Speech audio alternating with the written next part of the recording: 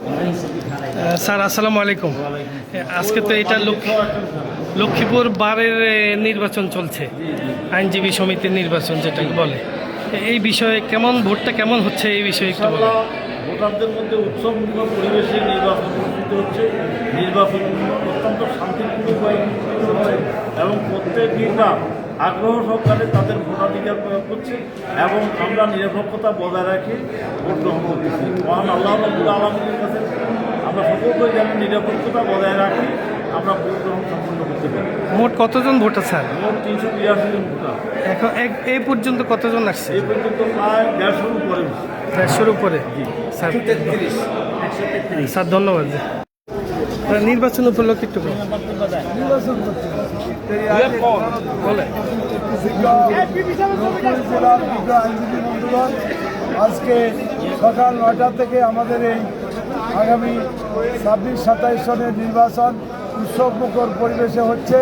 এখানে আমাদের কোনো প্যানেল নাই, তারপরও এখানে আমরা যারা আমি অ্যাডভোকেট মোহাম্মদ মনির ইসলাম হলাদার, বিএনপির পক্ষ থেকে নজির আহমদ জামাতের প্রার্থী হিসাবে সে আছে।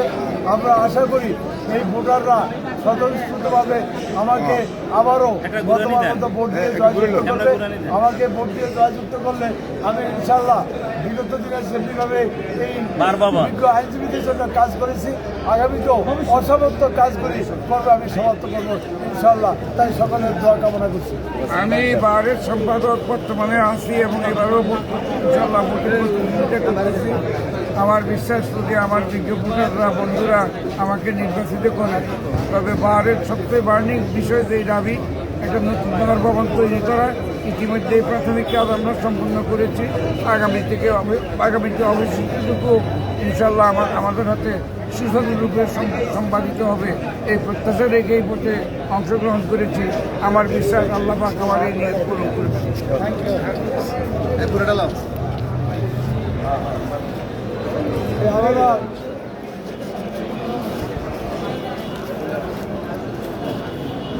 জি স্যার।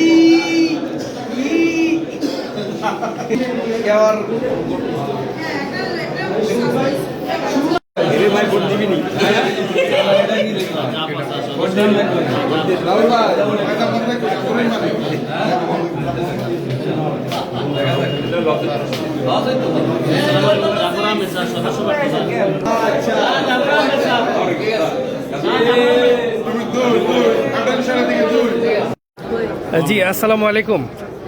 আজকে তো লক্ষ্মীপুর আইনজীবী সমিতির নির্বাচন, সবাই দেখলাম স্বতঃস্ফূর্তভাবে নির্বাচন মানে ভোট দিচ্ছেন, আপনারাও ভোটার, এই উপলক্ষে একটু কিছু বলেন। আমরা আজকে লক্ষ্মীপুর আইনজীবী সমিতি 2026-27 সেশনের ভোট চলছে। এখানে আইনজীবী ফোরাম থেকে প্রার্থী হচ্ছে আমাদের বিএনপি পন্থী যে আইনজীবী ফোরাম, সেখান থেকে প্রার্থী হচ্ছে আমাদের অ্যাডভোকেট মনির ইসলাম হলাদার এবং আমাদের সাধারণ সম্পাদক পদে রফিকুল। ওনারা ইতিপূর্বে এবারে দায়িত্বে ছিলেন গত বছর। আমরা এই বছরও ওনাদেরকে চাই, কারণ ওনারা আমাদের এই আইনজীবীদের যে মূল যে সমস্যা, আমাদের বসার স্থান নাই।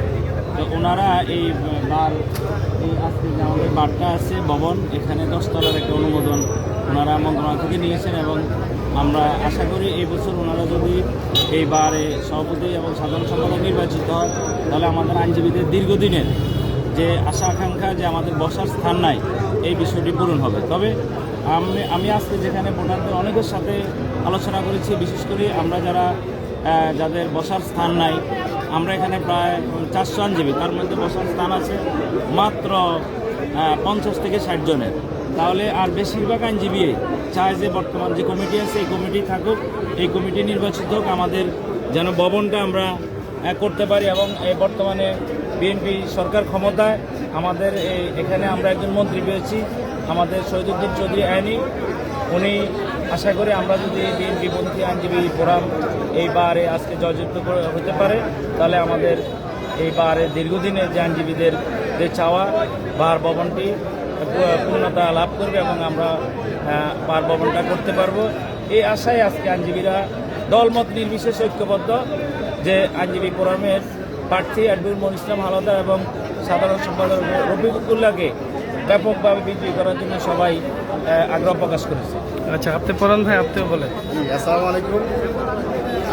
আপনার মাধ্যমে সবাইকে সালাম জানাচ্ছি। আজকে যে আমাদের প্রত্যেক বছর আইনজীবী সমিতির 1 বছর পর পর ভোট হয়, আজকে 24শে ফেব্রুয়ারি আমাদের আইনজীবী সমিতির ভোট। আমি জামাত সমর্থিত প্যানেলের সভাপতি পদপ্রার্থী এবং সেক্রেটারি নজির আহমদ সেক্রেটারি পদপ্রার্থী নজরুদ্দিন বাবুল সাহেবের পক্ষে প্রচারণা চালাচ্ছি এবং ভোট চাচ্ছি। আমি আপনার মাধ্যমে আশ্বস্ত করতে চাচ্ছি, আমি নজির আহমদ স্যার একজন টিম ইঞ্জিনিয়ার লোক এবং এই লক্ষ্মীপুর সিনিয়র আইনজীবীর মধ্যে উনি একজন আইনজীবী। ওনার ব্যক্তিগত লাইফে কোনো ক্লেম নেই, আইনজীবীর স্বার্থে যদি কোনো কাজ উনি কখনো করেন না আর করবে ওটা। ওনার দ্বারা এই আইনজীবী সমিতির শত শত লোক উপকৃত হয়েছে। আর ইতিপূর্বে আমার যে মামা বিজ্ঞ বক্তা যে আমাদের বারের ভবনের বিষয়ে যেটা কথা বললেন এবং বসার কিছু কথা বললেন, এটার সাথে আমি সহমত। কারণ আমরা সবাই, আমিও জুনিয়র আইনজীবী, আমিও বসার জন্য আমরাও যৌথভাবে একটা ভবন চাই। কিন্তু ওনাকে আশ্বস্ত করতে চাই এই কথা বলে যে যেই কাজটুকু অগ্রগতি হয়েছে এই কাজটুকু পিছাবে না। নজির আহমদ স্যার আসলে যেটা পিছিয়ে যাবে বিষয়টা উনিও আইনজীবীদের স্বার্থ সংরক্ষণের জন্য কাজ করবে এবং ভবনকে অগ্রগতি নেওয়ার জন্য উনি আরও জোরালো ভূমিকা রাখবে। আপনার মাধ্যমে আরও আশ্বস্ত করতে চাই উনি ফার্স্ট নির্বাচন করতে চাই, ভবনটা ওনার জন্য চ্যালেঞ্জ এবং উনি আইনজীবীদের সকলের পরামর্শ নিয়ে জোর করে ওনাকে ভোটে দাঁড় করানো হয়েছে। আমি আশাবাদী সুষ্ঠু ভোট হচ্ছে, সুষ্ঠু ভোট হলে ইনশাল্লাহ বিপুল ভোটে জয়লাভ করবে।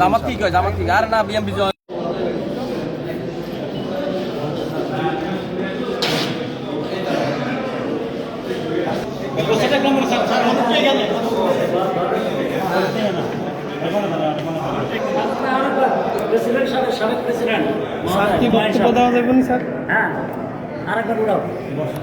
স্যারের অনুমতি নিতে হবে আগে।